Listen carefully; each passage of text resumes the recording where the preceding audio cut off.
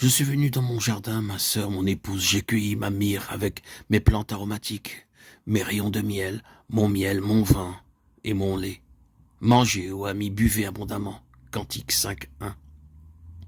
Les soupirs que l'esprit forme dans l'âme sont aussitôt exaucés, car l'esprit lui-même intercède selon la volonté de Dieu. Romains 8.27.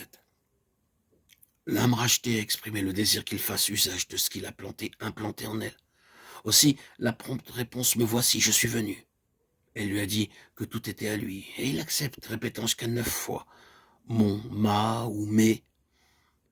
Il s'approprie les précieux fruits, et sans demander l'assentiment de l'âme qui fait remonter tout à lui, assentiment dont il est certain, il se tourne vers ceux qui ont faim et les invite à partager avec lui de ce fruit abondant, à manger de cette nourriture céleste que lui-même a préparée.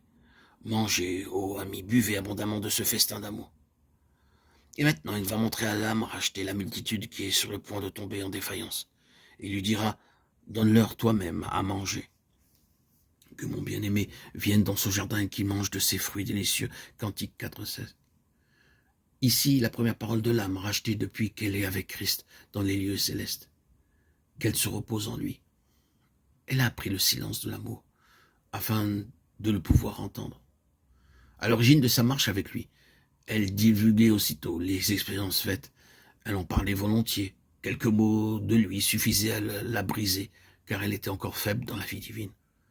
Il lui a fallu les expériences du désert pour être fortifiée, avant de pouvoir connaître la communion de la vie sur les sommets. Son unique désir, c'est que le bien-aimé soit satisfait. Elle peut dire que mon bien-aimé vienne. Le jardin est à lui, les fruits précieux sont à lui, tout vient de lui, tout est pour lui. Sa prière est maintenant l'essence de toute prière, une prière incessante. Que ta volonté soit faite. Dans les Écritures, l'esprit comparé au vent, ou encore à un souffle.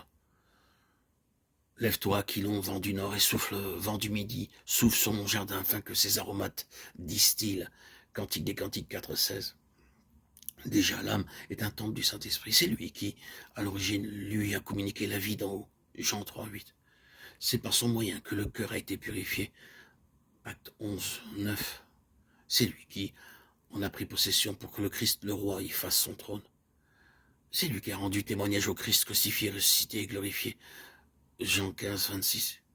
Lui qui l'a conduite dans toute la vérité concernant la mort avec Christ, mais aussi l'union en sa résurrection et son ascension.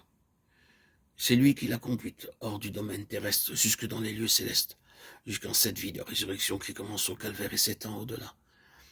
Vivant dans la lumière et par ses affinités dans les lieux célestes, elle est maintenant prête pour le souffle de Dieu sur elle, lequel la rendra capable d'entrer dans un service qui dépasse infiniment celui dont elle s'est acquittée jusque-là. Dans les lieux célestes, elle verra l'Esprit agir avec autant de puissance qu'au jour de Pentecôte, au gré de celui qui baptise du Saint-Esprit et de feu, vent puissant, qui ne remplit pas seulement l'âme, mais aussi toute la maison de son parfum. C'est lui qui fait distiller les aromates précieux en paroles de vie, selon que l'Esprit conduit.